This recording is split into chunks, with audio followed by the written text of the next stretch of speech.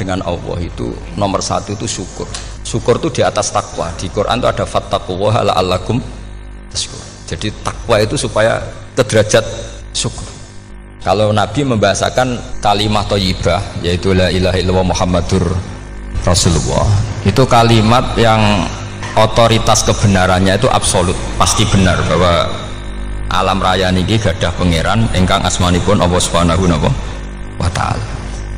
Tapi pengamalan niku, pengamalan la ilaha illallah itu harus ditalkin, diajarkan oleh orang yang spesialis ya, orang yang benar-benar mempunyai maslak. Maslak itu cara sampai kepada Rasulullah SAW. Kalau tersemut ketika Mbah Mun sering ngendikan ihdinas siratal mustaqim siratal ladzina an'amta 'alaihim. Terus uniknya di surat Fatihah itu, ya Allah tunjukkan kami ke jalan yang benar. Itu bukan sirotoka jalan jenengan, tapi siratal ladzina an'amta 'alaihim. Saya masih ingat betul ketika Mbah Mun ngendikan Allah itu mboten saged ditiru. Wong Allah mboten dahar, mboten ngombe, mboten tidur. Sing saged ditiru niku nggih padha-padha manusa, sehingga disebut ihdinas siratal mustaqim siratal ladzina. Maka dalam disiplin ilmu sanad itu sampai ada kalimat ekstrim, man ta'allama bila syekhin fasehuhu setan. Itu tidak main-main ya. Artinya ketika orang lain menuduh dunia kiai katanya terlalu kayak kerajaan kecil, santri tidak pernah ngeritik, itu keliru. Sebetulnya memang aturan ilmu itu diantaranya untuk ilmu agama itu harus pakai apa? Sanad. Bukti ini apa? Ihdinas siratal mustaqim siratal ladzina an'amta 'alaihim. Jadi untuk mengikuti jalan Allah niku harus mengikuti jalannya orang-orang yang telah engkau beri nikmat. Telah itu artinya finish. Finish itu artinya sudah meninggal. Saya masih ingat betul kalimatnya Mbah Mun, kalau kamu mengikuti orang, kalau ingin kebenarannya permanen, yang sudah meninggal. Potongan-potongan soleh dadakan ngeten kan nggak meyakinkan. Pas ngaji gayanya kayak wong soleh, engkau mulai kumat meneh, soleh meneh, kumat meneh, itu kan nggak meyakinkan. Istighfar gini nangis, karek nonton dangdut gini nyesal. Terus apa ya, nggak jelas no? Terus gak kasil maksiat ya nyesal, gak kasil toat gitu nyesal. Itu nanti ikut partai wa akharuna atarafu bidzunubihim kholatu amalan sholihah wa akharuna sayyi'ah. Jadi orang-orang zaman akhir itu nyampur aduk antara kebaikan dan keburukan. Kayak sampean sering sholat shaf awal itu ya baik, tapi ya ono sombongi. Maksudnya ono sombongi kowe iku sapa wani kok ngarep. Maksudnya itu ya ribet kan. Makanya ada wali jadi wali itu karena kalau sholat itu di belakang. Alasannya aku izin mbek pangeran, sawane kok ngarep. Jadi ilmu itu macam-macam. Bapak riyen sering dawuh, nek ana wong istiqomah ngimami masjid itu ya apik. Tapi nek keseringan ya perkarane ambisi mau digenti. Jadi istiqomah itu nek keterusan itu ya dadi ambisi. Mulane gak jelas ngimami masjid terus istiqomah apa mau. Artinya apa? Hidup ini nggak jelas. Justru nggak jelas itu bagus karena ketok menusane, napa? Ketok menusane. Sehingga dalam ilmu fikih itu lucu. Kalau cerita wali-wali top, Abdullah bin Umar, niku semadzhab dengan Abdullah bin Abbas. Mboten seneng urip teng tanah haram. Ketika banyak ulama, banyak sahabat seneng hidup di tanah haram, alasannya sholat di tanah haram itu seperti 1000 napa? Sholat. Tapi yang dipikir beliau bukan sholatnya, maksiat di tanah haram juga lipatannya sama. Maka rumahnya Abdullah bin Umar itu pas ning perbatasan. Nak sholat mbek bojone ning tanah haram, nak tukaran metu. Jadi ono area tukaran itu dikondisikan steril. Jadi masyhur itu. Jadi beliau nak lagi mesra mbek bojone wiridan teng tanah haram, nak tukaran metu sik. Baru tukaran secara meyakinkan karena sehingga kita di Indonesia sebenarnya punya sisi yang luar biasa karena kita ada maksiat di tanah haram. Jadi bisa saja kita ini orang keren karena tidak pernah maksiat di tanah haram. Walaupun saya nggak tahu kaji atau umroh tambah keren karena nggak pernah nggak pernah maksiat di. Karena banyak juga orang yang nangis di Masjid Haram jebule ngenes, samunaki sing elek bojoku tok. Rawong Turki wayu, wong Pakistan wayu. Bareng roh bojone elek wireng pesek. Terus nangis, ya Allah, samunaki sing elek kok bojoku tok. Nah, berhubung wayah haji dikira itu religius, napa? Akhirnya sing wedok gak terima. Samunaki ganteng kabeh sing elek kowe tok.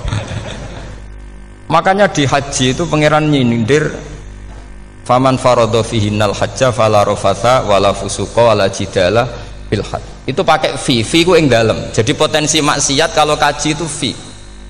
Justru pas haji itu pas potensi maksiat. Wong tenggene matof niku nggon tawaf niku. Terus masyaallah wong ayu ki pirang-pirang, wong ganteng ki pirang-pirang. Terus mari geger, mergo rebutan ngambung hajar macam-macam. Jadi pulau suwon ijtihad, dia napa ijtihad itu harus kita dengar. Jadi di antara mazhabnya ulama termasuk Abdullah bin Abbas itu nempat di Taif. Taif itu dari Mekah 3 jam. Alasannya nggak ingin kalau terjadi apa-apa di tanah apa haram. Kita tahu Ibnu Abbas itu mengalami konflik politik dengan Abdullah bin Zubair. Itu ekstrim betul konflik dua beliau. Akhirnya beliau milih nggak di tanah haram. Wis tukaran-tukaran lah nak raning tanah haram. Maksudnya gremeng, bukan tukaran bacaan gremeng lah, gremeng sidik naraning Masjid Haram. Artinya jangan kira orang di Indonesia terus ndak hebat, ya hebat, punya sisi nggak maksiat di tanah haram. Ya misalnya sholat kok ngarep nang Masjid Haram, jebule salate ya Allah sini wong. Wis kok ngarep paling afdol, jebule paling keliru coba. Mulai takbir yo keliru plus udzon. Haji Indonesia nu nak sofa walu niate rada elek. Sudah sih maca bismillah ta ora tau tak go ngarep gitu. Menurut kalau yang kesekian kali ditanya gitu. Dadi niate go ngarep kepen ngetes sudah sih maca bismillah ta ora. Lho ngaku ape salat apa ape suudzon. Bantah-bantahan. Aku krungu dhewe tau go ngarep pancen ra maca. Sing go guri ora maca tapi lonton ora caku go ngarep ya kepen krungu nyatane ora. Jadi kok ngarep. Terus kedua niate iku balapan ngambung Hajar Aswad. Jadi sholatnya kok ngarep. Sekali salam langsung melayu ngambung Hajar Aswad. Ibu niat apik niat elek ra roh, tapi tidak semua yang di sofa wal itu niatnya baik. Tapi niat tidak baik itu kadang baik. Itu saking apikane pangeran. Kalau kenangan cerita dari Mbah Mun yang paling saya kenang itu gini. Dulu ono santri nakal. Ya jadi ora dulu tok, saiki luwih akeh, tapi sawangannya cerita kan kudu dulu karena sejarah itu syaratnya harus diomongkan dulu. Jadi aku rada kecewa mbek sejarah itu. Dulu ono santri nakal, saiki luwih akeh. Niku kepengen nginceng ninge mergo ning wayu. Niku dhisik jarang ning sepeda motor ngalor ngidul ning Pasar Bangilan jarang. Dadi nek kepengen roh iku kudu dadi bakul banyu. Terus bakul banyu karena satu-satunya cara roh wong ayu kudu dadi bakul banyu nyamar. Kalau jauh ini ngisine ning jero jeding. Jadi kadang ya roh ninge rajil bapan macam-macam. Kiai ini wali tenan, bukan wali debutan, bukan wali senior, namun wali betul. Nah, sama saya jadi wali kan terus rono kuota wali, segelem ragelem jumlahnya supaya tetap ada terus diangkat nonton mawon wali ini. Ini bertahun-tahun. Kiai ini ngerti, seneng, mergo digratisi, dikai rego murah. Kiai ini ngerti, nak iku niate elek. Suatu saat gak ada perkembangan, santri ini paling gremeng karena gak direspon. Diceluk be kiai ini. Kiai pentok anakku, nggih yai. Kowe salat ning Masjid Haram saf awal 40 dina jamaah mbok saf awal. Nggih yai. Kok bar tak rabekno anakku. Nggih. Seneng salat. Hari pertama ya demi dapat istri, hari kedua terus suwe-suwe ku ku nyaman. Betapa nikmatnya sujud, nikmati rukuk terus nyaman. Saking nyamannya ku berkebutuhan sholat di sofa awal. Bukan karena cewek tadi. Bareng hari ke-40 diparani mbek kiai ini. Aja mulai tak rabekno. Loh. Mboten saged, Mbah. Jare nek wis salat 40 dina tak rabek. Oh mboten, salat diterima untuk cawe tok, mboten. Mboten ngenyak uang sholat jadi mau dijoli. Jadi orang nggak bener itu kadang ya jadi bener. Jadi dari wali kadang daftarnya lewat bakul banyu, terus kadang rodok delok wedok sithik-sithik, tapi nak pangeran ngangkat kira kurang coro. Jadi wali can iki. Akhirnya kiai ini sing nangis. Cung gelem lek cok aku pede mantu wong. Iki gak gelem-gelem tenan. Ngenyak uang sholat jadi mau dijoli. Gitu. Wah itu luar biasa. Terus, malah ini ngaji ya. Terus ngaji talqinu fikri bahwa pada akhirnya sing paling dhuwur teng hadhihi dar la ilaha illallah. Nah saya punya trik, punya cara untuk sampean supaya la ilaha illallahnya itu sah dan meyakinkan. Nah, cara hakim itu sah dan kitab yang sering dibaca Mbah Mun diantaranya untuk kalimat itu kitab Zadul Ma'ad. Iku nak nerangno la ilaha illallah niku luar biasa. Itu kitab kesayangannya Sayyid Abdul Al-Haddad. Beliau ngendikan di antara kitab kesukaan beliau selain Ihya itu kitab Zadul Ma'ad. Itu beliau kalau ngendikan bihadihi maksudnya bihadil kalimah ussisatis samawati wal ardu. Jadi langit bumi dibikin. Jadi beliau mulai berpikir pertama gini, surga dibikin dengan segala kemewahannya itu bagi yang tasdek liman saddaqa bila ilaha illallah wa liman amana bila ilaha illallah. Neraka yang dibikin sebegitu ekstrim sampai anak wong dicemplung ngenteni 70 tahun lagi ceblok. Wah, itu ora kebayang carane gawe. Entakno bego kan itu. Jadi barang nak diceblokno ning neraka itu cebloke tok ngisor ngenteni pinten? 70 tahun. Makanya kemungkinan keluar dari neraka itu kecil. Agak untuk syafaat itu kecil. Wong wis kira iso kebayang kan? Itu pun diciptakan untuk yang menolak dalil. Jadi surga dibikin ya lihadil kalimah, neraka dibikin juga lihadil kalimah. Jadi hadil kalimah itu mizan, ini ukuran. Yang nerima masuk surga, yang menolak masuk neraka. Hisab juga gitu, ada hisab itu ya karena kalimat la ilaha illallah. Orang kafir itu nanti tidak dihisab. Nah cara Ibnul Qayyim, adose nggih ngoten. Ulaikal ladzina kafaru bi ayatina rabbihim wa liqaihi fahabitas a'maluhum fala nuqimu lahum yaumal qiyamati wasna. Ya lucu tuh, masuk Fir'aun dihisab kan sekarwan rokok kan, jadi hisab itu nanti itu yang nggak jelas-jelas, makanya sampai hati-hati itu potensi dihisab. Jadi yang jelas itu udah dihisab, masuk kaji Nabi dihisab kan tidak mungkin, Nabi Ibrahim masuk dihisab, Fir'aun masuk di, karena yang jelas surganya tidak dihisab, yang jelas nerakanya juga nggak dihisab. Tapi nak sing pengajian yo teko, dangdutan yo teko lah ini yang ini yang itu. Ya itu hisab itu. Delok biskop ya bayar, mlebu masjid ya bayar. Gimana delok biskop 10.000, nak ning masjid 2.000. Itu ya hisab itu nanti. Jadi orang kafir yang karuan kafirnya itu istilah Quran fala nuqimu lahum yaumal qiyamati wasna. Nah, artinya ada hisab juga tolak ukurnya la ilaha illallah. Terus wabihadil kalimah bu isatir rasul, karena kalimat ini rasul diutus untuk melatih la ilaha illallah. Jadi kalimat ini luar biasa. Tapi setelah jadi tahlil terus yang mau coba ngantuk, terus jumlahnya kakean kan, terus akhirnya gak sakral. Akhirnya la ilaha dikomentari suwi temen. Kemudian nak sing mimpin tahlil wong tuwek terkenal suwi lagi tahlil dipimpin mbah niki, sing mburi mesti sambat wah suwi mesti. itu kriminal kita, itu kesalahan kita. Kalimat yang harusnya jadi tolok ukur surga neraka itu ukurannya kalimat itu, kemudian kita nganggap kalimat itu sebagai kalimat yang apa problem. Itu juga sampai ya, makanya kalau suwon sing mimpin tahlil juga suwi-suwi lah. Istilah illallah ping telu hadir terus bar. Niku semua ijazatnya hanya 3 kali itu kok udah dipirang-pirang niku. Tapi nak la ilaha illallah tolong gak hadir ya tak baleni neh dadi 6. Kok gak hadir? Jebule ping 1000 pun ndak hadir. Ini yang masalah. Terus kula waca ndak ini supaya sampean ngerti kalimat itu menjadi kualitasnya bagus ndak itu karena cara pandang. Itu tadi kalau sampean mikir surga dibikin semewah itu dengan fasilitas bidadari secantik itu, semuanya kelas A, itu ya bagi yang menerima la ilaha illallah. Neraka dibikin se ekstrim itu juga bagi yang nolak. Jadi ini kalimat pembeda, makanya kalimat haqqin 'alaiha nahya wa 'alaiha namu. Terus wa biha ta wa 'alaiha. Ijazah kene usume wa biha ta wa 'alaiha.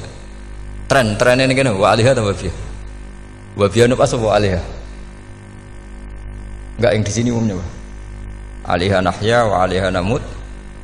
Wa 'alaiha ta wa biha. Wa 'alaiha ta wa biha. Oh berarti orang jelas prinsipnya, gak jelas. Jadi pulau suwon Mbah Mun sepuh-sepuh niku fi akhiri hayati nu sering maos talqinu dzikri. Karena memang beliau ingin di akhir hayatnya juga kita semua nanti di akhir hayatnya semuanya min ahli la ilaha illallah Muhammadur Rasulullah. Dan itu dimulai dari sesuatu yang sangat-sangat ilmiah. Yaitu tadi dimulai kenapa surga dibikin untuk sing iman la ilaha illallah. Kenapa neraka dibikin untuk yang menolak la ilaha illallah. Kemudian Rasul diutus untuk melatih la ilaha illallah. Nanti ada azab ya karena menolak la ilaha illallah. Ada maghfirah karena yang terima la ilaha illallah. Makanya istighfar, kalau cara oleh istihad, niku istighfar itu setelah la ilaha illallah cara kula oleh istihad. Di beberapa Indonesia itu thariqah punya istighfar dulu baru la ilaha illallah. Tapi banyak ulama yang berpendapat dibalik. La ilaha illallah dulu baru. Karena istighfar itu didengar Allah itu setelah tauhidnya benar. Ini cara madzhabnya Abul Hasan apa?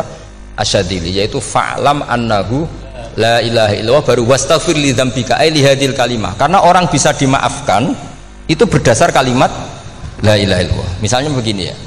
Orang kafir itu kafir terus sampai 70 tahun. Sekali melafatkan la ilaha illallah itu yughfar lahum ma qad salaf. Jadi kullil ladzina kafaru iyantahu yughfar lahum ma qad salaf. Artinya orang kafir itu belum pernah tahlil, belum pernah istighosahan, ya belum pernah istighfar, tapi sekali melafatkan la ilaha illallah secara sah langsung yughfar lahum ma qad salaf. Berarti dulu mana la ilaha illallah sama istighfar untuk kepentingan dimaafkan Allah? La ilaha illallah cara madzhab Abul Hasan Asyadzili, karena alasannya wong kafir sing kafir wae tanpa istighfar asal kalimat la ilaha illallah benar langsung yughfar lahum ma qad salaf. Jadi cara pikirannya Abul Hasan Asyadzili itu la ilaha illallah yang benar dan kamu baru istighfar nanti insya Allah pasti dimaafkan bihaqi la ilaha illallah. Jadi fa'lam annahu la ilaha illallah baru wastaghfir li dzambika bihadil kalimah, karena sahnya istighfar setelah kalimat ini sah. Itu orang kafir yang kafir berpuluh-puluh tahun itu langsung diberi bonus sama Allah yughfar lahum ma qad salaf. Lah ukuran iyan tahu pakai apa coba? Hei para wong kafir nak kowe mendo sangka kekafiran ukurannya pakai apa? La ilaha illallah. Sekali la ilaha benar langsung yughfar lahum ma qad salaf. Makanya ketikane ya Ja'far Shadiq, Sayyid Ja'far Shadiq beberapa lama arja ayatin fil Quran adalah qulil ladzina kafaru iyantahu yughfar lahum ma qad salaf. Dikamane kena apik disisa malaikat. Lha wong kafir 70 tahun Gusti. Mau la ilaha pisan langsung jenengan sepuro. Mosok kula imam tahlil boten jenengan sepuro. Ya tapi masalahnya nak malaikat, tapi kowe golek wajib lha iku semari perkara iku mulai masalah kan. Bangsa ora ikhlas iku mulai masalah. Nak sing guri malah meneh, tapi kowe ngoco lelo mbek gremeng. Mergo kesuwen. Dan nak kesuwen wong gremeng sing dosa sing tahlil apa sing gremeng? Sing tahlil ya melok dosa mergo kesuwen, sing gremeng dosa wong kalimat thayyibah kok digremengi. Nah, terusno sing ngundang melok dosa pisan ribet kan? Ya ora ono fikih ngono ya ora ono. Maksudnya kalau cerita daripada rawan dosa ya mendingan la ilaha illallah sing ora gremeng. Carane piye? Sing mimpin ya sing fasih sing cepet. Yen insyaallah. Oh teng desa kula anggere muni tahlil piye Gus Bak suweneng kabeh, mesti cepet, jamin mesti cepet. Kalau ya sering ngomong, aku cepet lah luwih mandi sing suwi ya. Mergo suwi mari dosa gremeng lho, perkara perkara. Lah kiai-kiai kan do sungkan mek kula. Nah teng adat masyarakat kan nggih sampai Gus sampai anak kiai kan sungkan dadi kiai-kiai sing tua-tua akhirnya melok cepet. Dan ini harus dielmoni. Saya ulang lagi ya. Sebetulnya dalam thariqah Syadziliyah itu la ilaha illallah dulu baru istighfar. Alasannya apa? Sihhatul istighfar itu ba'da sihhati la ilaha illallah. Jadi dia bawa nggih qulil ladzina kafaru iyantahu yughfar lahum ma qad salaf. Saiki intiha anil kufri, berhenti kekafiran dengan kalimat apa? La ilaha illallah. Itu langsung yughfar lahum ma qad salaf. Dan Allah ngendikan fa'alam annahu la ilaha illallah baru wastaghfir lidzam. Ai bihadil kalimah. Artinya gini, bisa saja istighfar kita itu tidak didengar Allah karena tauhid kita tidak pernah benar. Mau ngelafat notok tapi tauhidnya tidak benar. Maka terus dibutuhkan latihan-latihan dari ahlul ilmi, misalnya kayak Imam Sanusi, kayak Imam Asy'ari. Itu pelatihan-pelatihan la ilaha illallah dengan pemaknaan yang luar biasa. Misalnya begini, ambil saja la ilaha illallah itu dengan makna seperti ini. Tidak ada sesuatu yang maujud kecuali disebabkan oleh yang super maujud. alam raya ini, langit bumi ini kadung berstatus maujud. Kan nggak mungkin yang maujud diciptakan yang tiada. Nak ngono mau hadhil maujudat khalaqaha wajibul wujud. Lah wajibul wujud ini yang bernama Allah Subhanahu wa ta'ala. Maka kualitas Anda iman tuh lebih tinggi. Selama ini kan enggak. Orang no pangeran kecuali Allah. Terus Allah itu yang siapa? Ya Allah yang siapa itu harus kamu berani mensifati. Allah belum pernah menceritakan dirinya di Quran kecuali beliau dia mensifati zatnya. Saya adalah sing khalaqas samawati wal arda misalnya. Saya adalah zat yang begini. Karena itu dengan cara itu bisa dikenali. Ya, dengan cara itu bisa dikenali. Makanya Allah itu harus kita kenali, yaitu lewat ma'rifatullah. Ibadah tertinggi adalah ma'rifatullah. Ya caranya ma'rifat tadi dimulai. Gak mungkin alam raya ini kemudian diciptakan oleh al-adam, sesuatu yang tidak ada. Pasti yang namanya maujudat diciptakan yang maujud. Karena maujud ini maujud pencipta harus super. Lah super itu bahasa Arabnya wajibul wujud. Karena pencipta harus awal. Gak mungkin Fir'aun itu Tuhan lahirnya di bumi, berarti dulu buminya ketimbang Fir'aunnya. Tuhan-Tuhan yang lain juga begitu, masa dulu buminya ketimbang Tuhannya. Makanya Allah pasti Tuhan betul karena bersifat awal, bersifat qadim. Nah kalau kamu mulai latihan gitu, iman kamu itu bil bayyinah. Dan syaratnya iman yang benar adalah bil bayyinah. Bayyinah itu jelas welo-welo. Makanya semua nabi memaklumatkan diri, qul inni ala bayyinatim mir rabbi. Lam yakunil ladzina kafaru min ahlil kitab wal musyrikin munfakina hatta ta'tiyahumul bayyinah. Jadi kamu harus punya otoritatif kebenaran sing sampai welo-welo. Welo-welo itu layak balus syakka wal irtiyab. Sudah agak bisa ragu lagi. Nah saya khawatir kalau kita sudah tidak ngaji seperti ini, la ilaha illallah itu mau rutinitas. Pemenang nak kasiat ribet mana kan? Nak diwaca 1000 kasiat ini, nak diwaca 2000 kasiat. Wah itu ngawur lagi. Saya itu kemarin ketemu banyak orang pintar lah di Jogja. Itu saya cerita, mereka tanya saya, Gus kenapa engkau jarang berdoa? Saya bilang saya itu sering berdoa, cuma mungkin Anda tidak tahu kata saya. Doa itu syaratnya harus setelah sihatil iman, imannya itu benar. Dulu ketika Gerwani itu kampanye komunis itu gitu, anak-anak kecil disuruh memejamkan mata, ayo kamu minta permen sama Tuhan, ternyata nggak dapat permen, suruh memejamkan mata lagi, coba minta sama bu guru, terus dikasih apa? Permen. Oh berarti yang ada bu guru bukan Tuhan. Artinya apa? Kalau umat Islam ini Islam ini kamu jual dengan doa, kemudian doa dipakai tolok ukur Islam bener apa enggak, habis kamu. Banyak orang ingin jadi Kapolri, jadi gubernur, jadi apa, seundang orang-orang kondungo. Wes nyangoni akeh gak mandi, mesti dihujat deh. Dan sing dongo yang ngerti nak mandi, potongan wong seneng duit itu kan insya Allah mandi lah kan kira-kira gitu. Jadi korbannya itu Islam kalau terus-menerus doa yang dipakai apa? Transaksi. Maka doa itu nomor 2 atau 3, nomor 1 itu ya iman tadi, ma'rifatullah itu nomor 1, bukan doa. Karena kalau doa dijadikan nomor 1 takutnya itu dipakai ukuran. Makanya ketika orang kafir minta sama Nabi, minta itu ya bahasa Arabnya doa, untuk mengubah Mekah jadi begini, untuk mengubah Mekah jadi makmur, jadi ada sungainya, roh. Nabi gak mau, padahal Nabi kalau doa pasti mustajab apa enggak. Tapi andekan itu diturutin, maka ukuran iman selalu pakai doa. Dan itu bahaya jangka panjang, karena Nabi pirsa pengganti beliau-beliau kamu-kamu yang nanti doanya tidak mandi, itu bahaya, itu tidak prospek cara hitung-hitungan. Iya nak zaman Nabi donga mesti mati. Nak ketika era sampean, dia nak kiai tenan Pak, kalau donga ana sugih, nak ora sugih kira kiai kan ribet. Mungkin dhewe kiai ora sugih kan ribet kan.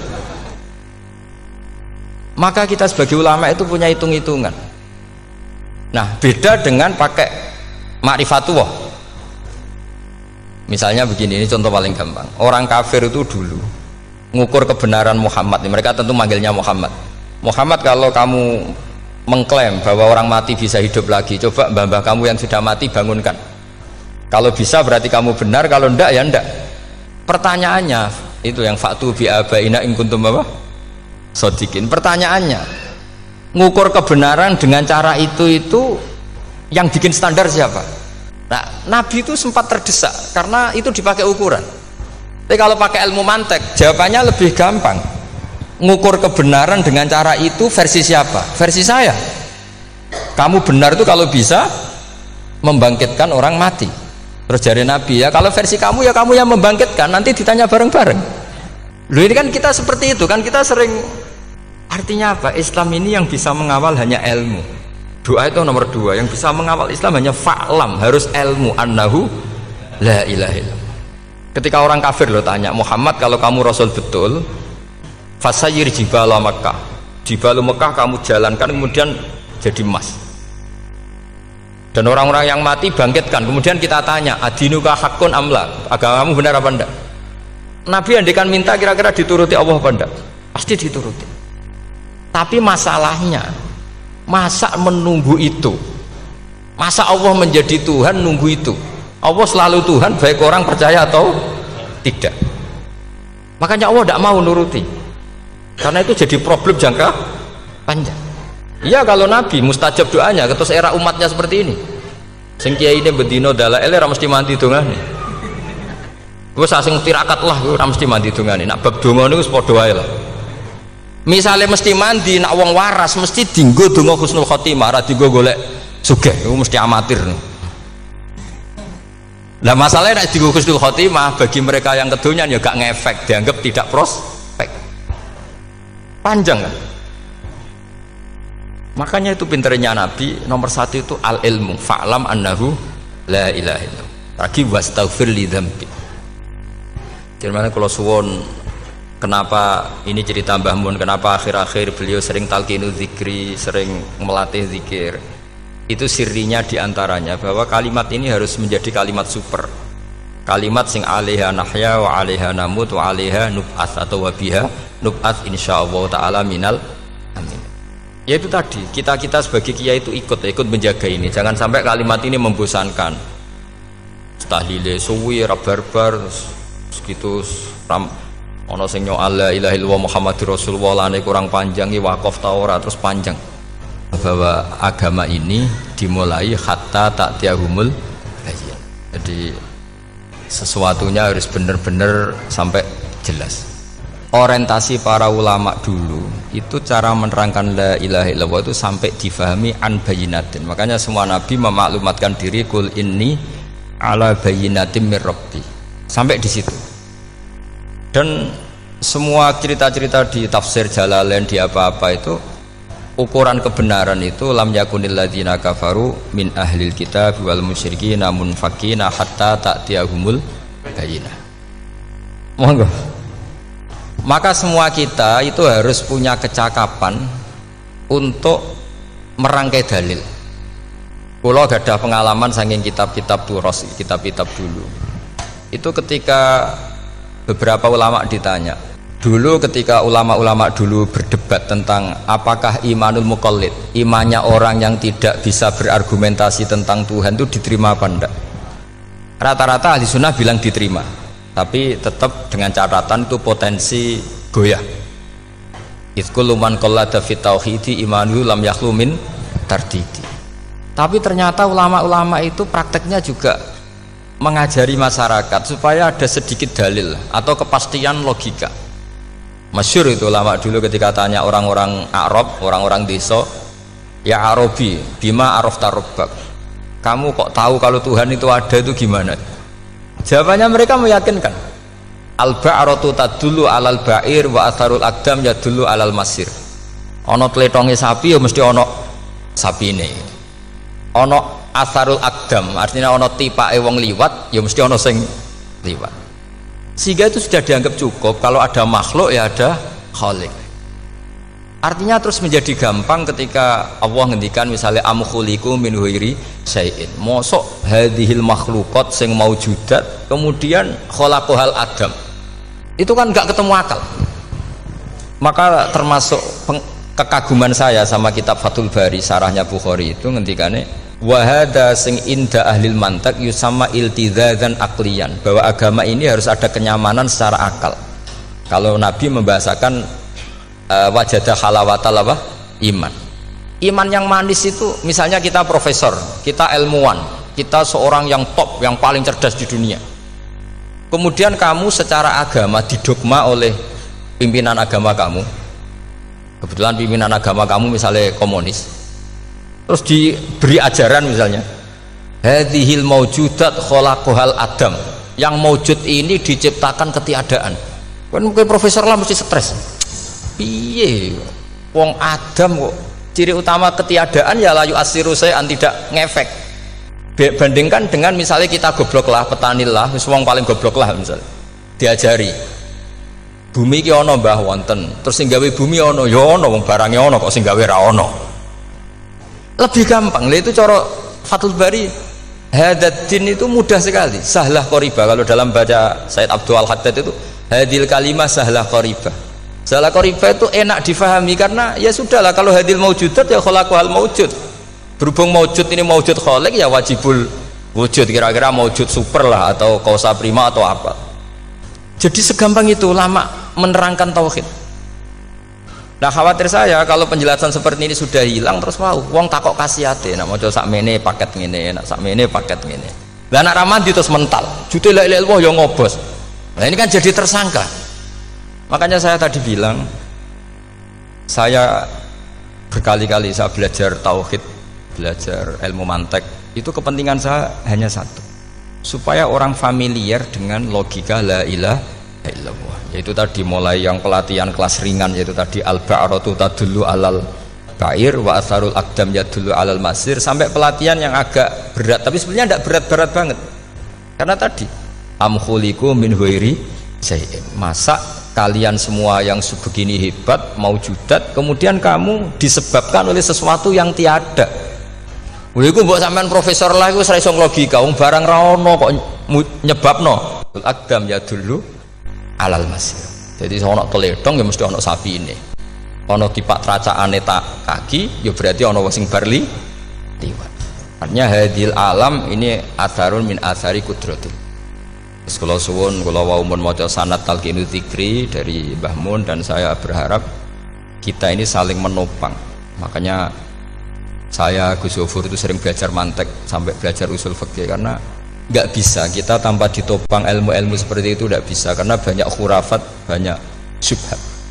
Termasuk penumpang paling gampang adalah Anda berislam secara senang, secara ceria, supaya tidak kepikiran nyuwun sewu pindah agama atau pindah ke yang macam-macam. Makanya diantara rumusnya Islam itu raditu billahi robba. Raditu itu puas, sampai cari di kamus, ridho itu puas, marem. Ojo mbok maca di pangeran Allah pah-pah. Makanya kalau berharap jenengan jangan sering berdoa, nanti gampang kecewa, karena potensi tidak mandinya lebih tinggi gitu loh. Jadi pokoknya seneng pangeran. Pangeran ku sapa sing gawe langit bumi, sing ngekek oksigen ora usah bayar, sing aku elek lah ya payu rabi. Nyifati pangeran sing wis terjadi, ora usah bayangno. Wah aku jaluk jadi bupati ya ora, jaluk sugih ribet. Lho kula kecelok wong alim mboten nate nyifat donga nemen-nemen.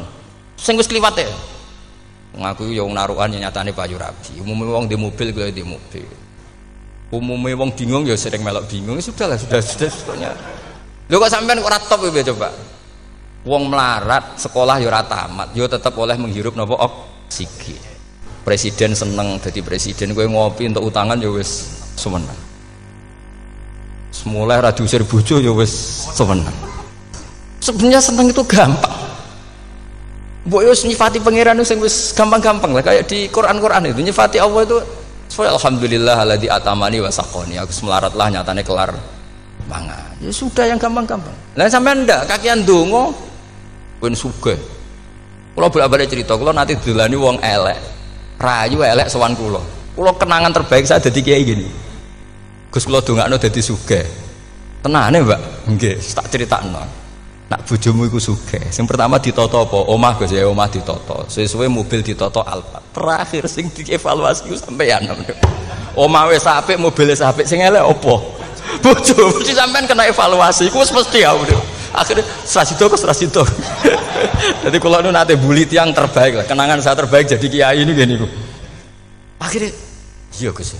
Kan gak mungkin omah suwapi, mobil suwapi. Coba yang kamu evaluasi apa tuh?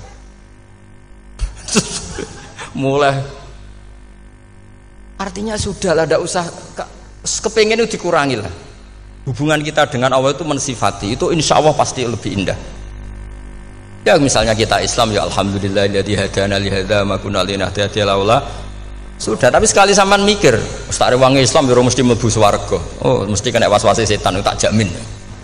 Ustare wangi salat yo mesti swarga. Tapi nak sampean alhamdulillahilladzi ja'alana minas sajidin wasyakirin aman. Maka alhamdulillah itu kalimat paling keren. Makanya da'wahum fiha subhanakallahumma wa tahiyyatuhum fiha salam wa akhiru da'wahum alhamdulillahirabbil alamin. Jadi pokoke ngoten. Surip ora usah kakek njaluk, karena potensi ndak mandi itu tinggi. Sampean ndak kutub, ndak ahdal, ndak abdal, ndak apa saja. Wis donga wis umume wong-wong lah. Dunya hasanah fil akhirati hasanah wa qina adzabannar. Hasanah go piye artine pokoke hasanah. Pokoke hasanah fil akhirati ya hasanah. Senara iso hasanah ya rabi jauh jenenge hasanah pokoke sementing. Karena kula niku pengalaman dadi kiai, anggere wong kok kakean donga mesti kakean ngeluh. Ya karena potensinya tidak mandi. Jajal sampean ndonga apa jajal? Selama ini kan njuk mapan yo ora tau mapan. Njuk sugih yo prakus. Wis diparingi cara pangeran wis maringi jebule sampean ingin lebih. Makanya saya mohon sekali, jadi hubungan dengan Allah itu nomor satu itu syukur. Syukur itu di atas takwa. Di Quran itu ada fattaqullaha la'allakum tashkurun. Jadi takwa itu supaya ke derajat syukur. Karena tadilah, cobalah dilatih. Saya pernah ngecek orang yang sekarang dugem menikmati maksiat dengan orang yang takwa mensyukuri tidak maksiat, itu nikmatnya itu masih tinggi nikmatnya orang yang syukur karena berhasil meninggalkan maksiat. Makanya kamu yang syukur, bengi-bengi radih duit ning kamar wudu, bariku ngelamun jujuk esuk. Yes, alhamdulillah gak maksiat. Sekira usah bayangno terus tahajud, qiyamul lail iku wis para habaib, para ulama wis kira ramakome lah seperti itu. Wis ramakome. Tangi turu seradan tempiring wis alhamdulillah. Pokoke sing gampang-gampang ya.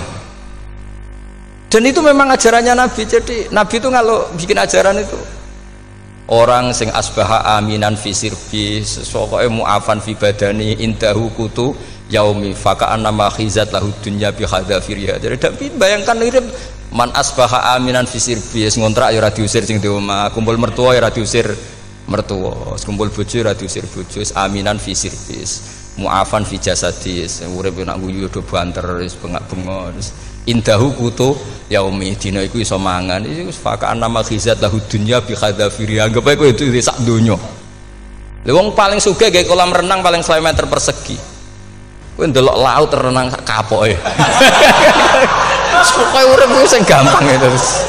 Kok senengane repot to? Senengane repot. Pokoke kula kepengin niku jenengan syukur lho. Pokoke lho nggih malah niki pokoke niki kampanye syukur lah. Pokoke karena tadi coba yang biasa donga-donga niku dikurangi lah. Syukurnya dulu yang lho sampean tak arani, doa yang mandi itu dimulai apa? Asana Allah. Tinggi mana doa dengan syukur? Syukur. Nabi itu kalau berdoa itu nyifati Allah panjang sekali. Alhamdulillah hamdan katsiran terus wa hamdan wa fi ni'amahu wa yukafi mazida ya rabbana lakal hamdu kama yanbaghi li jalali wajhika azimi sultanik la nuhsi sana'an 'alaika anta kama athnai ta'ala nafsik antal muqaddim wa antal muakhir. Wus panjang. Sampean kan gak muqaddimah suwidi.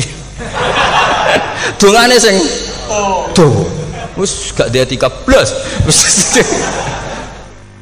kalau kan sering mau ikhya itu kalau muji pangeran itu sampai lupa Imam Ghazali saking panjangnya sama delok donga-dongane Nabi itu kalau muji Allah itu panjang sekali dongane sithik nak jenengan muqaddimah alhamdulillahirabbil alamin nabi angob pas donga ya Allah ya Rabbana to menanan blas gak dia 3 itu.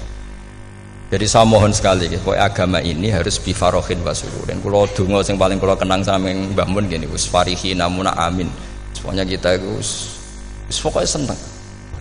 Makanya kalau suwun lah, pokoknya beragama terus senang. Rodi itu bila roba, rodi itu kalau anak makna ini marem lah, marem di pangeran Allah itu marem. Atau Sayyidina Ali loh, kafani izzan antakuna li robban, wa kafani fakhran anakuna laka abdan. Pun gustin tek bangga kulo jadi manusia, mergo pangerane jenengan.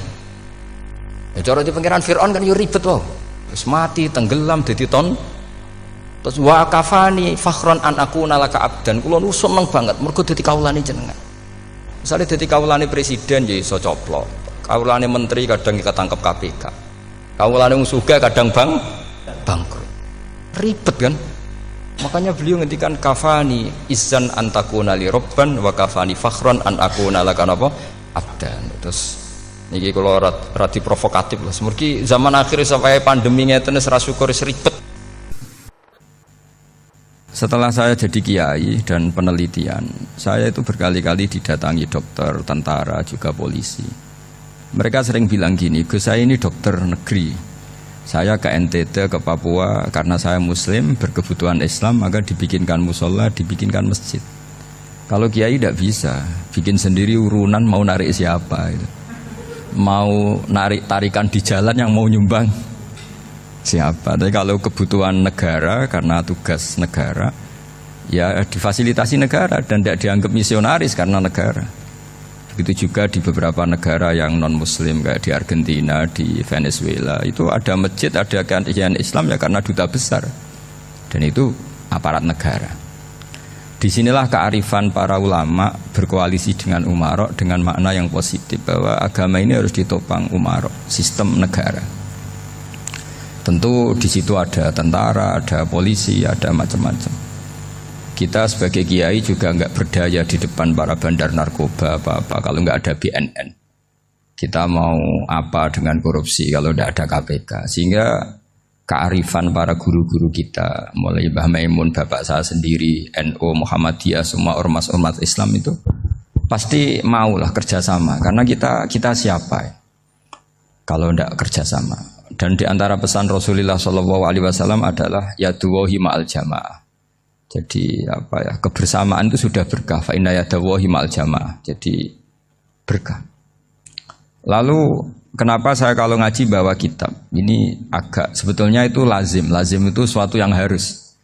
Tapi karena kelamaan mubaligh itu tidak pakai kitab. Seakan-akan bawa kitab itu yang aneh. Sebenarnya aneh mereka. Karena begini logika simpelnya ya. Umat Nabi ini berhak dapat apa coba? Berhak dapat warisan yang paling luhur, paling hebat, paling jernih. Apa itu Quran dan hadis? Pertanyaannya, siapa yang paling punya hak otoritatif untuk menerangkan Quran hadis? Ulama. Ulama yang mana? Ya yang kapabel, yang sudah diakui dunia kayak Imam Ghazali, Imam Bukhari, Imam Syafi'i. Artinya kalau kita tidak pakai materi itu ulama mendapat pikiran kita, bukan mendapat pikiran mereka. Saya ulang lagi, kalau kita tidak pakai materi yang otentik, yang orisinil, umat ini mendapat pikiran kita, bukan pikiran mereka. Maka saya berusaha supaya teman-teman atau semua umat Islam dapat pikiran-pikirannya Imam Ghazali, pikiran-pikiran Imam Bukhari, pikiran-pikiran Abul Qasim Al-Junaidi, kejernian-kejernian Abu Yazid Al-Bustami. Kejernihan itu diantaranya adalah misalnya makalah yang menurut saya itu makalah yang super. Jadi untuk ngadepi krisis karena COVID atau karena apalah. Itu lama dulu sederhana sekali. Beliau-beliau punya rumus yang mungkin jarang didengungkan orang, tapi saya akan kampanye rumus ini. Al-istighna, hakikatul istighna, itu adalah al-istighna anis syai' labihi. Jadi pemenuhan kebutuhan yang sebenarnya adalah kita berusaha menghindari sebanyak mungkin kebutuhan yang sekunder, yang enggak penting. Bukan memenuhi semua yang kita inginkan. Jadi misalnya begini ya, kalau kita lapar, itu keinginan kita itu makan enak apa asal makan? Tentu jawabannya asal makan yang sehat. Tapi kalau nuruti nafsu kita, makannya yang enak, teman makan ya enak. Terus di warung yang favorit. Ini kan satu kebodohan. Kenapa untuk makan saja butuh definisi sekian banyak? Yang kita harus kecewa, warung favoritnya bisa sudah tutup. Atau kita ke sana harus macet. Ribet.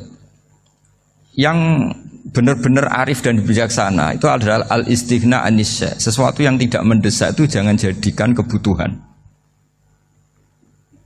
Sehingga kalau kita puasa misalnya, semua makanan itu enak karena kita sangat lapar. Sehingga Abul Qasim Al-Junaidi ketika ditanya, ma'idamu to'am, lauk makanan itu apa? Jawabannya lucu, alju, lapar. Kalau kamu lapar ya semuanya enak. Ini sudah mulai hilang. Kita bilang makan enak itu ya sate, ya gulai, ya pizza yang kita senang. Akhirnya apa? Untuk nikmati nikmatnya Allah itu kita jadi ribet. Apalagi yang orang-orang fasik harus ditemani perempuan yang tidak halal misalnya, atau harus ada ajudan, ribet. Nah pertanyaannya, orang yang ribet sama yang nggak ribet itu pinter mana? Pinter yang nggak ribet. Nah ini kearifan-kearifan yang mulai hilang. Lalu siapa yang bisa mewarisi itu? Ya ulama. Jadi ulama itu cara berpikir sebenarnya simple. Makanya mereka sering kalau tahajud itu, di antara makalah Sayyidina Ali paling terkenal dan yang menjadikan beliau punya derajat yang luar biasa itu adalah kafani izzan antakuna li robban wa kafani fakhron an akuna laka abdan. Ya Allah, saya ini sudah begitu mulia, begitu terhormat dan sangat-sangat terhormat karena yang menjadi Tuhan itu Engkau. Jadi rumus pertama itu karena menjadi Tuhan itu Engkau. Hanya Tuhan yang abadi, Tuhan yang pertama, artinya Tuhan yang al-awwal. Coba ya Allah, kalau saya ini punya Tuhan Fir'aun, punya Tuhan mati jadi tontonan lagi, itu kerennya di mana coba? Andai kan kita punya Tuhan Fir'aun, atau punya Tuhan yang asal usulnya manusia, apapun hebatnya manusia itu, kita punya Tuhan manusia itu. Tuhan yang lapar, yang kalau nggak makan mungkin pingsan, mungkin bisa kena COVID, nanti Tuhannya diisolasi. Kayak apa? Makanya ketika Tuhan Allah menyindir ketuhanan selain Allah itu, Allah hanya menyindir dengan kalimat sederhana, kana yakulanit to'am, yang kamu tuhankan itu masih makan. Artinya kalau nggak makan ya lemes. Jadi lama-lama ada orang gini, alhamdulillah tadi Tuhan mampir ke saya, kelihatannya lapar, setelah tak kasih makan sehat lagi. Susah nggak punya Tuhan yang seperti itu. Beda dengan Tuhan kita. Tuhan yang nggak butuh makan, nggak butuh minum, al-qayyum, zat yang berdiri sendiri tanpa butuh yang lain. Al-awwal, sebelum ada langit bumi sudah ada Tuhan kita yaitu Allah. Bandingkan dengan Tuhan-Tuhan yang dipertuhan yang lain, yang adanya setelah bumi, misalnya Fir'aun dan sebagainya. Sehingga Sayyidina Ali pertama jadi kebanggaan apa? Kafani izzan antakuna li robban. Saya ini keren betul, karena punya Tuhan yaitu Engkau. Tuhan yang lahul asma'ul husna, Tuhan yang semuanya punya kebaikan, punya keabadian, punya keagungan. Terus wa kafani fakhron an akuna laka abdan, dan saya bangga sekali karena saya menjadi hambamu. Kalau saya jadi hambanya Pak Rektor ribet kan? Sudah tak hormati ternyata nanti tidak rektor. Ya kan ribet kan? Terus pokoknya ribet. Jadi budaknya manusia itu ribet. Makanya ada seorang wali datang ke temannya yang jadi presiden atau jadi raja. Datang ke situ karena tidak punya uang, mau minta uang karena temannya raja. Setelah sampai sana ternyata temannya ini karena orang soleh pas berdoa, ya Allah saya minta ini, minta ini, minta ini. Terus si wali tadi pulang. Tanya, kenapa kamu pulang? Ternyata dia sama, masih minta-minta kayak saya. Jadi sederhana dia. Sama-sama minta kamu, minta zat yang kamu mintain katanya. Jadi dulu itu orang itu sebegitu dekat dengan Allah. Sehingga si raja ini terus ketemu wali tadi tanya, kenapa kamu menyepelekan saya padahal sekarang saya raja? Terus ditanya sama wali tadi, karena temannya, kalau kamu di padang pasir tidak bisa minum dan harus minum 1 gelas, dengan ongkos kamu harus mengasihkan semua kerajaan kamu demi minuman itu. Pilih mana, minuman apa tetap jadi raja? Ya saya milih bisa minum. Saya tidak raja tetap hidup, tapi kalau nggak minum mati. Bagaimana Anda bangga dengan satu kerajaan sing la yusawi kak samain, yang tidak sama dengan segelas air. Jadi artinya terus mereka melihat jadi raja itu ya biasa, jadi presiden biasa, jadi rektor biasa. Karena mereka biasa berlogika, hakikatul izzah itu ya taqarrub ila Allah, yang benar-benar terhormat itu ya dekat dengan Allah. Begitu seterusnya mereka bikin paradok-paradok yang aneh, tapi itu menjadi pelajaran. Bapak saya Ki Nur Salim itu senang baca anekdot Nasiruddin Koja. Itu kalau bikin orang-orang aneh, itu dia datang ke satu pesta, pakai baju lusuh, pakai sarung lusuh atau celana lusuh, sama Sohibul Bed yang punya acara dibiarin. Setelah dibiarin dia pulang pakai jas, pakai dasi, pokoknya keren. Dihormatin, pakai alpat, pokoknya dihormatin. Silakan. Pas dia disuruh minum, minumannya itu disokkan saja ke sakunya. Jas, kamu harus minum yang banyak. Karena kamu yang dihormati, bukan saya. Terus makanan ya semuanya diletakkan di saku, ada apa? Ayo kamu makan yang banyak. Alfatnya juga gitu, dikasih sate apa? Ayo kamu makan yang banyak. Mereka tidak melihat saya, melihat kamu. Akhirnya orang satu pesta itu istighfar semua, berarti kita ini salah. Terus dia pidato, kenapa kamu uang gitu? Tadi saya datang, orangnya sama. Gara-gara beda pakaian, penghormatannya beda. Berarti yang berhak dapat makanan ini jasa ya, bukan saya. Betapa naifnya kita sebagai orang. Ternyata kita masih hormat sesuatu yang seperti itu, yang atribut lah. Jadi orang-orang sufi itu orang yang bisa menertawakan dunia. Akhirnya ya, pertama dia dianggap orang gila, masa jas dikasih makan, dikasih minum. Tapi secara fikih dia benar, haram dia makan. Karena pas dia datang dibiarin, setelah pakai jas dikasih makan. Berarti hakikat yang dapat rezeki siapa? Jasnya apa orangnya? Jasnya apa orangnya? Jasnya. Jadi itu orang-orang sufi, kearifan orang-orang dulu itu bisa ngelola hal-hal yang keseharian menjadi luar biasa. Ada seorang wali melihat istrinya makan satu piring, anaknya makan satu piring. Ditanya, kalian kenyang? Wah, kenyang sekali. Melihat anaknya minum kopi satu cingkir, senang. Kalian senang-senang sekali. Wah, kalau senang dengan hal-hal yang murah bisa, ngapain harus senang dengan hal-hal yang mewah? Bodoh sekali saya. Sehingga terus mereka bisa qanaah. Qanaah itu ya hidup itu simpel, sederhana. Jadi tentu saya tidak akan ngomong yang muluk-muluk, selain itu tidak bidang saya juga apa ya. Kita ini butuh obat di kondisi Covid seperti ini, butuh kesederhanaan, butuh apa ya, istighna tadi. Kita harus istighna billah an ghairillah. Jadi sudah cukup bahwa Allah ini segalanya. Sehingga tadi saya dengarin himnenya Unisula, yang paling saya kagum adalah dimulai dengan kalimat-kalimat thayyibah. Di antara tugas suci Nabi Ibrahim dan semua Nabi adalah wa ja'alaha kalimatam baqiyatan fi aqibi. Nabi Ibrahim itu Nabi yang diberi gelar Allah. Dia adalah Nabi yang menjadikan kalimat tauhid itu kalimat yang abadi. Fi aqibi, di anak turunnya, di semua generasinya. Baik anak turun karena gen maupun karena pembinaan, karena pendidikan. Ini penting sekali saya utarakan karena apa? Satu kehidupan itu sebenarnya digerakkan oleh kata-kata, oleh moto kalau orang bahasa modern. Sehingga banyak ulama mengatakan al-ibarat qutun li'ailatil mustami'in, bahwa redaksi atau moto atau pegangan hidup itu penggerak kehidupan. Sehingga sebetulnya manusia itu digerakkan oleh kalimah-kalimah itu, oleh moto-moto itu, oleh prinsip-prinsip hidup itu. Misalnya orang Palestina itu tiap hari ke pasar gitu. Mereka ke laut itu. Ditanya, kenapa tidak takut tembak Israel? Jawabannya lucu. Kena tembak ya mati, nggak makan ya mati, nggak kerja ya mati. Ya sudah, sama-sama mati ya mendingan aktivitas normal. Tapi saya tidak menyarankan itu untuk melawan Covid. Ini cerita saja. Kamu jangan provokator itu. Karena ini wilayah sensitif. Jadi banyak orang yang poligami, kalau ditanya alasannya gitu, istri satu ya cerewet, dua ya cerewet, mendingan 4. Ya banyak ya gitu. Tapi ada yang kebalikan, istri satu cerewet saja hampir jantungan, apalagi 4, tinggal matinya kan gitu. Itu semua yang menggerakkan itu kalimat. Kalimat itu satu pegangan. Banyak orang loh yang nggak ingin jadi rektor tuh banyak loh Pak Bejo. Jangan kira semua dosen ingin jadi rektor.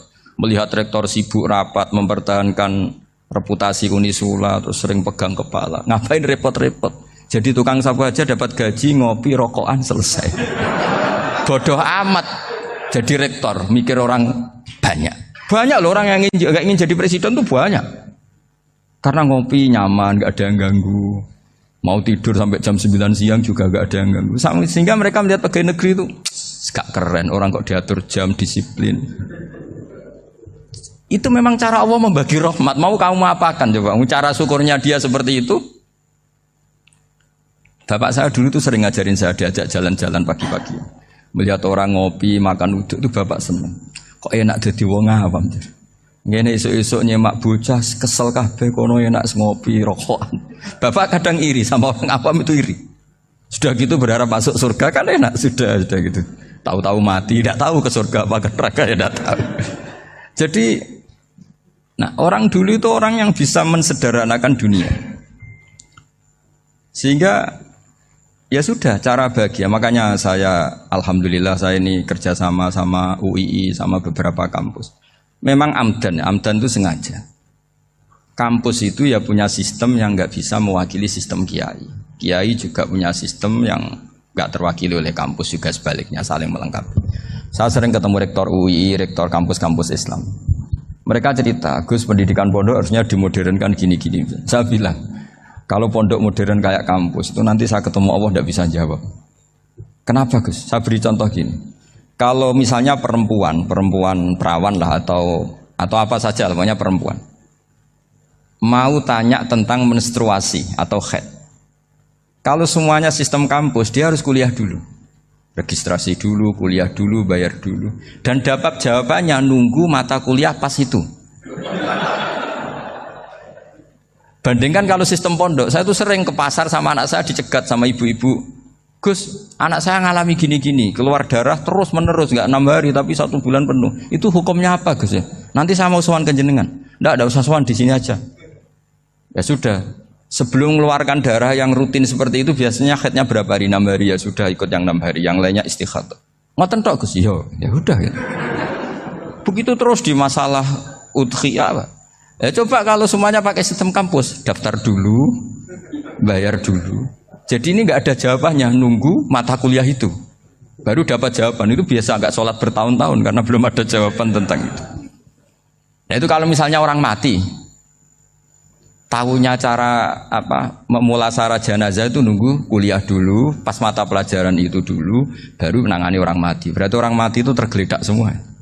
Tapi kalau kiai kan enggak. Kesini orang mati terbakar, kalau dimandiin malah badannya copot-copot, itu gimana hukumnya? Ini ada orang mati Gus Kendat, ini disolati apa enggak? Ada orang mati oplosan ya kan? Itu disolati enggak? So sering ditanya gitu. Gak usah registrasi Pak Rektor, gak usah registrasi, gak usah daftar, gak usah seminar. Makanya kalau orang kampus wani kiai itu ya kualat tenan itu, karena ini yang on time ya. Tapi pondok seperti saya ya ikrar seikrar-ikrarnya. Pentingnya kampus karena melatih efisiensi waktu, disiplin, tata kelola manajemen sehingga kita ya hormat. Tapi tadi kita harus saling melengkapi sehingga saya tunjukkan ke publik bahwa saya hormat sekali sama polisi, sama tentara. Coba kita bisa apa ngadepi bandar narkoba kalau enggak polisi? Bisa apa coba menjaga NKRI kalau enggak tentara? Begitu juga, ya sudahlah kita memang fa'inayadawahi ma'al jamaah, kita berkah itu kalau bersama-sama, tidak bisa kita sendiri.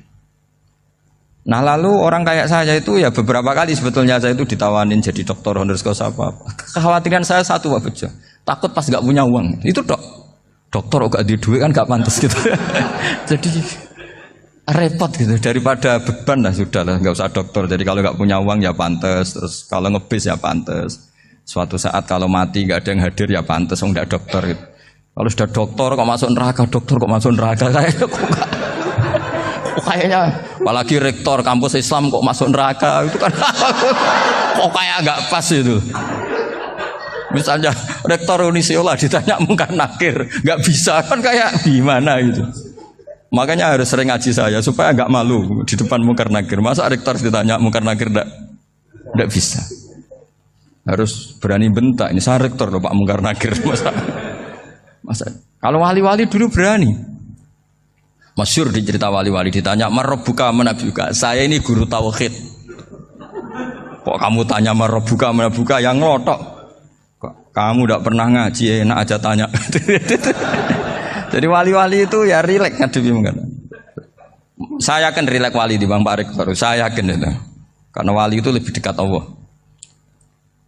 Sehingga orang dulu itu saya ulang lagi ya, ada satu kearifan namanya hidup itu apa? Hidup itu adalah cari sebanyak mungkin supaya hidup itu tidak tergantung pada banyak hal. Sehingga misalnya cara berpikir orang-orang modern itu sebenarnya banyak orang-orang ilmuwannya nggak ngagumi Amerika. Bukan karena angkuh ndak. Untuk mempertahankan kebesaran negara sebesar itu, kebutuhan listriknya besar, kebutuhan tentaranya besar, kebutuhan apa? Sementara negara kayak Venezuela atau Swiss kebutuhannya ada banyak. Pertanyaannya, yang tergantung dengan banyak hal sama yang tidak tergantung banyak hal, itu pinter mana?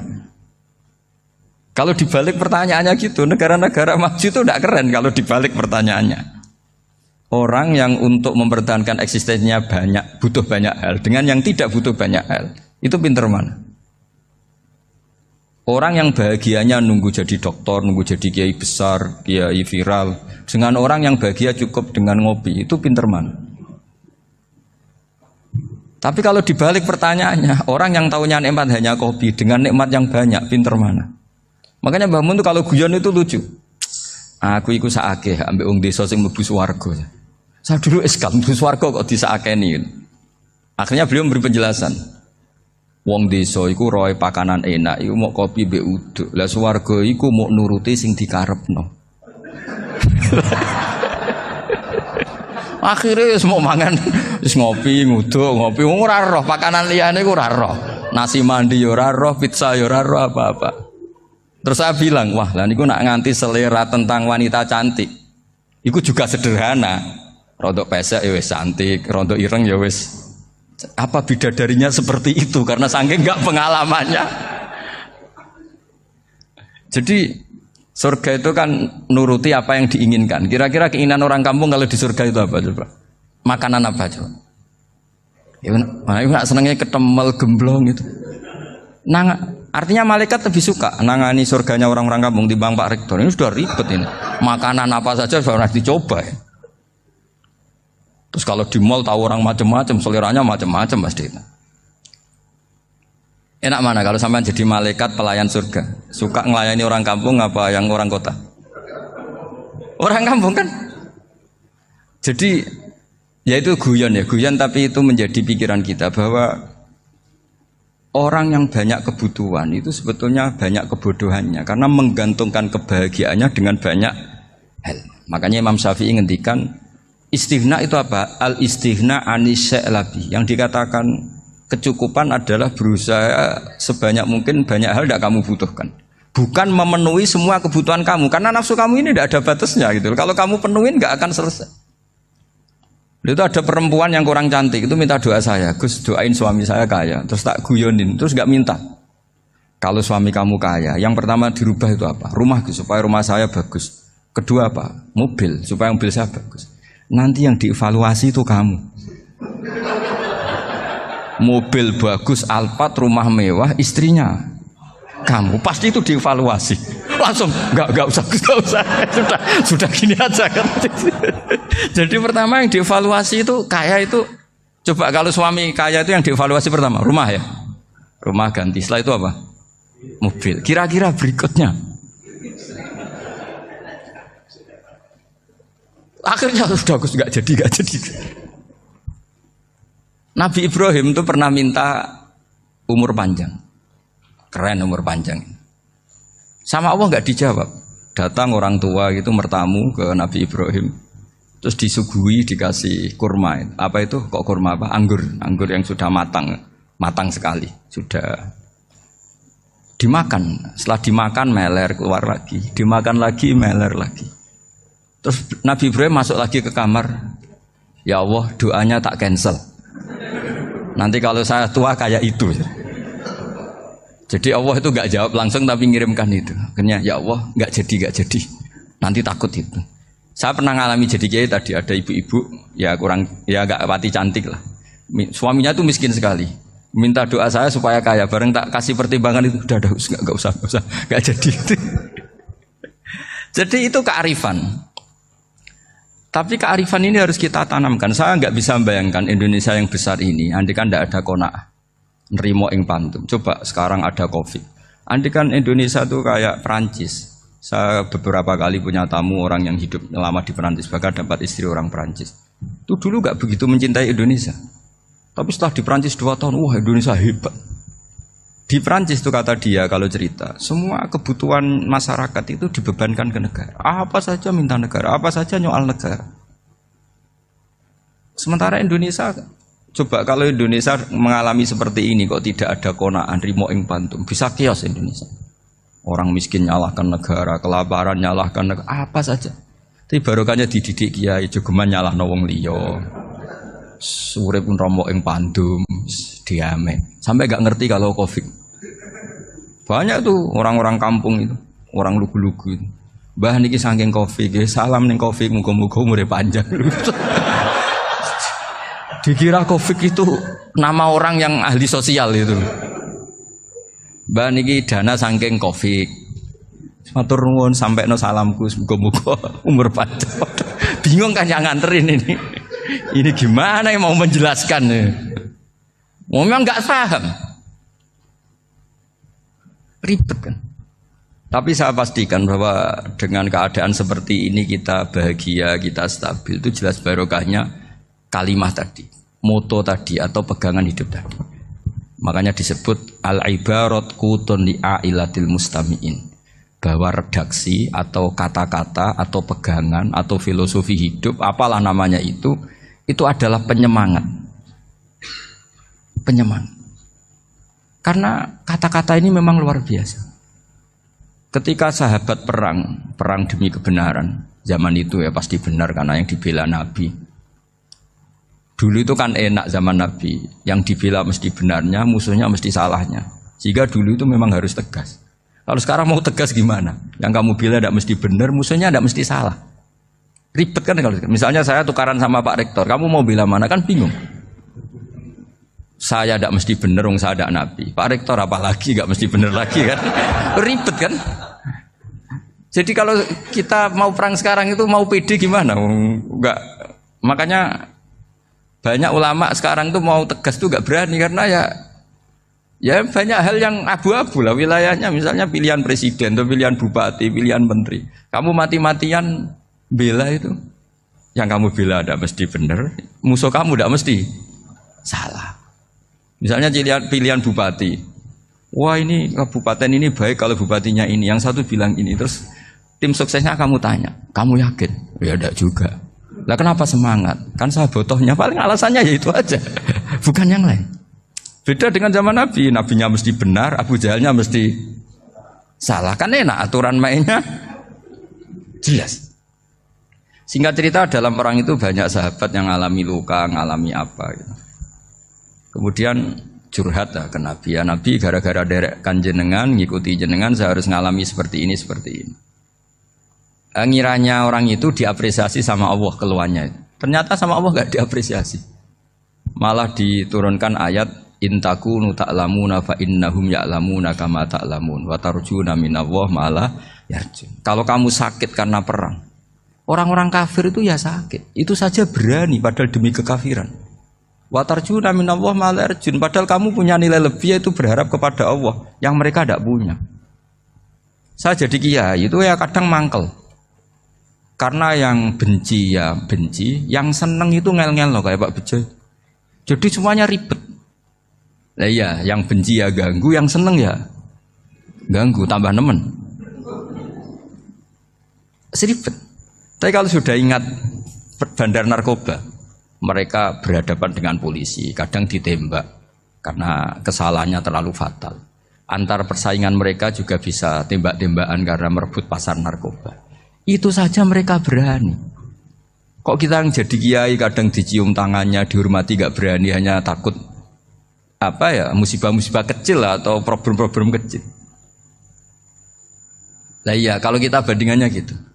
Kalau kamu mau tahajud kedinginan, itu masih nanti dihisab Allah itu gitu. Maling ayam itu keluar malam-malam, hanya dapat ayam. Itu gak takut dingin.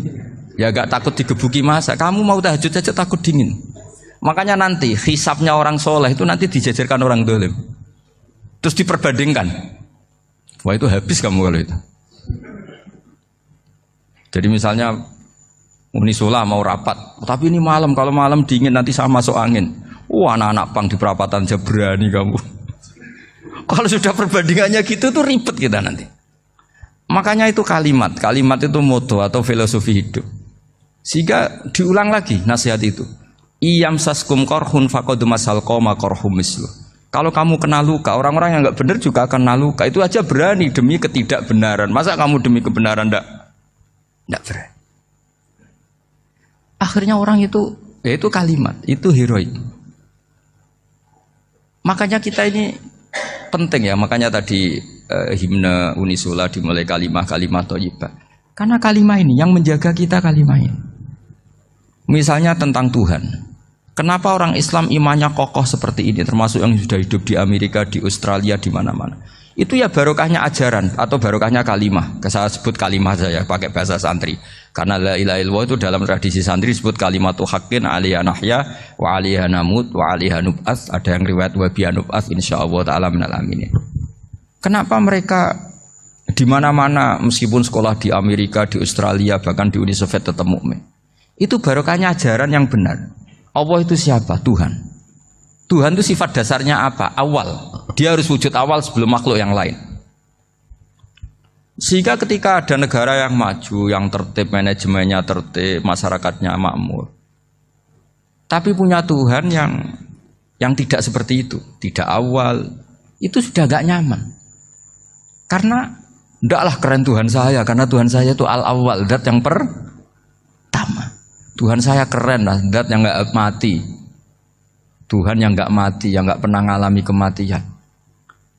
Sehingga tontonan atau yang dilihat kenikmatan-kenikmatan yang lain ini tidak mengubah dia pendirian tentang Tuhan. Karena mantapnya satu kalimat tadi bahwa Tuhan itu ya harus satu, harus awal, harus tidak mati, tidak rusak, tidak mengalami apa-apa yang membahayakan. Sehingga ketika ditawarin Tuhan yang lain meskipun menjanjikan secara finansial atau kemakmuran, mereka gak tertarik. Itu coba, itu barokahnya makmur apa barokahnya ajaran? Barokahnya ajaran. Sering negara Islam itu kalah makmur dengan mereka, tapi barokahnya ajaran ini tetap apa? Tetap Islam. Makanya Nabi Ibrahim, Nabi yang sukses bikin wa ja'alaha kalimatam baqiyatan fi aqibi. Sehingga kita ini bekti sama orang tua misalnya, itu ya karena ajaran. Suwargamu itu karek wong tuamu. Nak wong tuamu ridho, Allah ridho. Nak ora ridho, Allah ora ridho. Ridho wa fi ridhol walidain wa sakhatu wa sukhtu wa fi sakhatil. Sehingga ketika ada orang tua yang agak brengsek gitu, anak-anak tetap hormat. Punya orang tua yang miskin, yang sudah miskin, tukang tombok nomor, banyak kan di kampung gitu. Ya tetap hormat. Coba kalau dari awal kita ngajari orang tua kamu hormati ya, kalau baik, kalau tidak usah. Bisa geger Indonesia. Tapi barokahnya ajaran-ajaran itu Indonesia tertib karena ada ajaran. Nah ini di sini pesantren dan Unisula semua harus berkontribusi membuat ajaran yang benar itu adalah ciri utama Islam. Sehingga Islam ini dimulai dengan ajaran kalimatu haqqin 'alaiha nahya wa 'alaiha namut. Sehingga kita tenang seperti ini. Saya ini termasuk kiai yang tenang. Meskipun kata orang banyak saya ini kiai besar, tapi termasuk kiai yang paling tenang. Termasuk yang paling tenang. Karena saya ini pakai mazhab orang-orang hebat. Saya berkali-kali cerita, orang kayak Imam Syafi'i itu orang yang luar biasa. Saya berkali-kali cerita, orang yang tadi nyium tangan kamu ya Imam Syafi'i, di belakang tuh ngerasani kamu, menghujat kamu. Jawabannya enak saja. Berarti saya alhamdulillah orang yang wibawa. Buktinya di depan saya nggak berani. Jadi enteng saja. Diceritain sebagian kampung, sebagian separuh dari warga kamu itu nggak suka kamu. Ya bagus lah nggak suka saya, nggak akan utang duit saya. Di mana-mana orang utang itu karena teman dekat. Kalau nggak seneng pasti minimal nggak utang, nggak pinjam mobil, nggak pinjam apa. Berkah mana yang seneng sama yang gede? Jadi dianggap enteng saja. Semua yang dialamin dianggap enteng saja. Misalnya punya istri pemarah, ya baguslah marahin suami. Kalau marahin tonggo malah ribet. Jadi kamu harus terima kasih kalau dimarahin istri. Baguslah marahin saya mah, kalau marahin tonggo ribet. Jadi enteng saja. Tapi kita sekarang itu karena nafsu ya, sehingga menghadapi hidup ini ribet. Ulama dulu kalau mau mati itu senengnya bukan main. Sudah lama saya ini ingin gak maksiat. Kayaknya gak maksiat paling efektif itu mati. Ya tidak apa-apa Gusti, kalau sebaiknya mati ya mati aja. Enteng saja. Jadi melihat kematian itu akhir dari segala keburukan atau potensi keburukan. Apapun baik kita sekarang, suatu saat mungkin kita gak baik. Yang bisa menghentikan ketidakbaikan atau potensi ketidakbaikan itu apa coba? Mati kan? Berarti mati itu mengerikan apa menyenangkan? Mesti kamu tidak berani menjawab. Meskipun secara ilmu kamu berani, tapi secara rasa agak berani kan? Saya ulang lagi ya, yang bisa menghentikan keburukan atau potensi keburukan Itu apa coba? Apa? Kematian. Berarti kematian itu menyenangkan atau menyusahkan? Apapun kamu tidak berani jawab karena kamu agak-agak duniawi itu kelihatannya. Tapi secara ilmu, kamu tahu kan kalau mati itu tidak buruk-buruk banget. Karena apa? Itu akhir dari segala keburukan. Sehingga Nabi ngajarkan kalimat itu begitu luar biasa. Allahumma ahyini maka natil hayatu khairan li wa tawaffani maka natil wafatu khairan li. Nabi melihat dunia itu begitu indah. Ya Allah, kalau saya ini hidup, anggap saja hidup ini ziyadatan li fi kulli khairin, menjadi modal saya menambah segala kebaikan. Jika suatu saat saya mati, anggap mawon rohatan li min kulli syarrin, itu akhir dari segala keburukan saya. Sehingga mati hidup ya baik karena di situ kita bisa berkontribusi beramal soleh. Mati juga baik karena mengakhiri segala keburukan. Nabi nate ngendikan lagi, ajaban li amril mu'mini inna amrahu kullahu khair. Orang mukmin itu mengagumkan, semuanya baik. In asobathu na'ma syakara fakana khairan lah. Kalau baru dapat nikmat, dia syukur, maka itu baik. Wa in asobatu dharra sabara. Kalau dapat masalah mereka sabar, itu juga baik. Sehingga orang mukmin dua sisinya pasti baik. Itu juga kalimat, maksudnya moto atau pegangan hidup. Nah berikut ini saya beri contoh, ini kenangan saya, ini contoh terakhir. Masalah jadi orang terkenal maupun tidak. Di sini dicontohkan Imam Ghazali di halaman 367 di kitab saya 367, juznya 3 di kitab Ihya Ulumuddin. Di sini beliau cerita betapa untuk menjaga ikhlas sebaiknya orang itu tidak terkenal, tidak syuhrah, tidak terkenal. Oke, itu kita sepakat ya, karena kalau terkenal mungkin orang dipaksa publik dengan tanda kutip untuk selalu berbuat baik, tapi karena jaim lah, jaga image atau apa. Tapi ketika dibalik pertanyaannya, kamu rela yang terkenal itu orang nggak benar, sementara yang orang benar itu nggak terkenal. Lalu masyarakat taunya yang tidak benar. Kalau pertanyaannya dibalik gitu, orang baik wajib terkenal enggak? Kalau pertanyaannya dibalik seperti itu. Dokter yang benar tidak terkenal, yang malpraktek terkenal. Kamu ingin kondisi seperti itu? Gak ingin kan? Kampus yang bagus gak terkenal, kampus yang bagus gak terkenal, yang gak bagus. Nah, artinya apa? Gara-gara olah kata, olah pikiran, ini logika jadi rubah. Lagi-lagi apa? Jawaban itu ada di kata-kata sebetulnya. Makanya bab-bab seperti ini tidak usahlah kita berdebat, berpolemik. Sebaiknya orang itu humul, menutup diri, apa sebaiknya orang terkenal, itu nggak perlu seperti itu. Sudah terserah Tuhan saja. Makanya saya mulai dulu ngaji sampai sekarang itu ya tidak punya punya ikon tertentu atau punya website tertentu, enggak. Sudah terserah pangeran. Sudah, saya juga tidak sok suci materialistik atau enggak, ya tidak mikir saya. Bukan apa-apa ya, karena saya ini kiai, jadi biasa urusannya sama Allah, tidak sama makhluk. Jadi pusing kalau sama sarah-sarahnya makhluk itu pusing. Meskipun rektor kalau nasihati saya pasti tidak saya terima, itu tetap makhluk, itu sudah ada ngefek kalau saya itu sudah ada itu. Bukan karena saya sombong, ya memang makhluk betul gitu, bukan. Cuma nasibnya bejo aja, tapi makhluk tetap makhluk. Saya beri contoh ya. Ini makalah yang ditulis Imam Ghazali. Ya. I'lam aslahakallah anna aslal jah wa intisarus sayyid atau sayyidi wal istihar wa huwa mazmum itu. Balil mahmudu al-khumulu illa man saharahu wa ta'ala linasri dini min ghairi takallufi talabi syuhrati minhu. Jadi kalau kamu ingin ibadah kamu selamat, ya kamu jangan terkenal. Tapi resikonya adalah kalau kebaikan itu tidak terkenal, maka agak dikenali. Kalau agak dikenali berarti masyarakat hanya punya percontohan yang tidak baik, karena yang baik tidak terkenal. Jadi itulah ulama-ulama dulu. Jadi apa-apa itu dibanding-bandingkan. Kemudian nanti kelihatan, jawabannya itu kelihatan. Jadi ulama dulu itu biasa ngarang misalnya afatun nikah, sisi negatifnya nikah.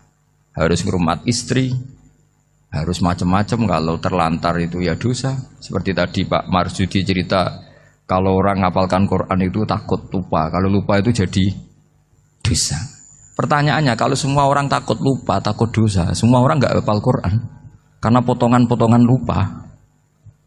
Cara berpikir tidak seperti itu. Kalau berpikir ya namanya hafalan ya inginnya hafal, kan nggak ingin lupa. Lah nanti kalau takdirnya lupa karena hal-hal yang dimaklumi oleh syariat itu nggak yang termasuk dosa. Yang dosa itu lupa tak diwiri udhrin syar'iyyin, lupa yang tidak ada sebab yang apa? Syar'i. Tapi lupa bawaan EQ-nya tidak bagus. Lupa bawaan sering dibentak. Oh itu nggak masalah karena bawaannya orang tertekan itu ya lupa. Coba kamu hafal Quran, terus punya kredit jatuh tempo. Pas hari itu aku yakin nggak cerdas sudah. Itu bawaannya orang tertekan itu pasti lupa.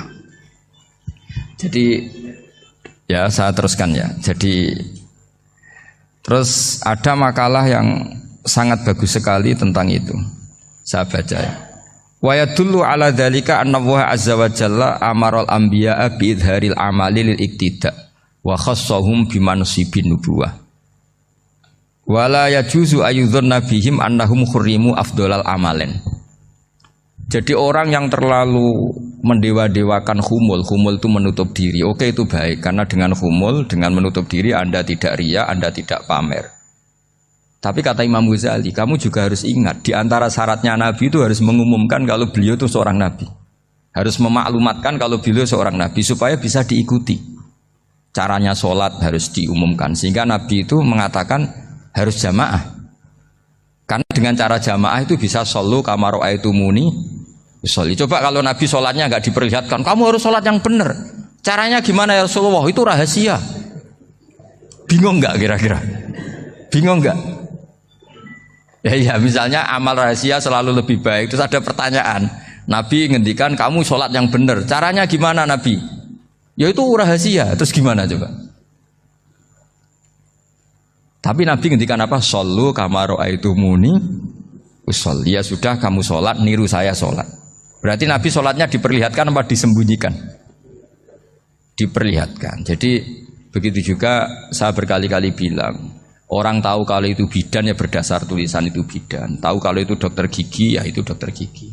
Jangan sampai gara-gara tidak ada tulisan mau beli alat bangunan di dokter gigi, mau periksa gigi di toko bangunan. Gara-gara apa? Nggak ada maklumat. Nah, di sini ulama-ulama selalu memaklumatkan dirinya. Termasuk Imam Ghazali ketika ngarang kitab dinamai Ihya Ulumuddin, bahwa kitab ini bisa menghidupkan ilmu-ilmu agama yang mulai hilang. Begitu seterusnya. Jadi ini ngaji ya. Jadi orang itu harus ngerti. Jadi jangan nuruti emosi sendiri atau logika sendiri. Bahwa saya suka humul, ya monggo. Agama Islam menyediakan sarana itu. Uzlah itu ya punya sisi kebaikannya sendiri. Tapi syuhrah terkenal asal tidak nuruti nafsu juga punya sisi kebaikannya sendiri. Setidaknya umat ini punya satu master kebaikan yang mudah diakses. Tapi tadi saya ulang lagi, jangan karena hadun nafsi, jangan karena kepentingan pribadi. Makanya di sini disebutkan wa yadullu ala dzalika ay ala syuhrah anna Allah taala amaral anbiya bi idharil amal lil iktida. Allah selalu memerintahkan para nabi kalau ngamal kebaikan ya harus dimunculkan supaya bisa ditiru. Yaitu tadi kita tidak bisa bayangkan kan kalau misalnya Nabi menyuruh kamu harus sholat yang benar, kemudian sholatnya Nabi sembunyi. Kalau ditanya, Nabi saya niru siapa? Wah itu rahasia, kamu nggak boleh lihat sholat saya saat takut tidak ikhlas. Ribet kan? Sehingga jamaah itu statusnya tetap harus.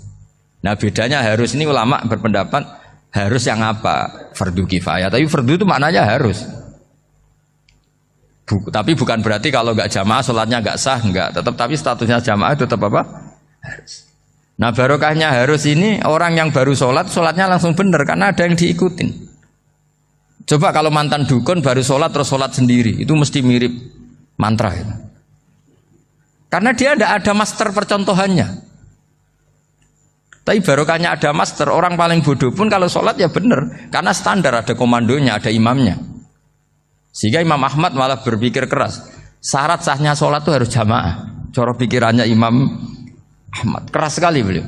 Sehingga kalau orang sholat sendiri kok ada orang lain yang maunya berjamaah harus bayar, orang itu harus bayar demi sahnya sholat. Itu madzhabnya Imam Ahmad. Tapi kalau mazhab Syafi'i hanya mengatakan itu fardu kifayah, yang kalau satu komunitas gak mau melakukan semuanya apa? Dosa. Ya jadi ini sebelum sesi ringan tanya jawab, hanya 2 saja tanyanya, nggak boleh banyak-banyak, nanti nggak pulang-pulang saya. Jadi tak baca lagi biar dapat berkahnya Imam Ghazali. Wa qala qaumun asirru afdalu minal alaniyati.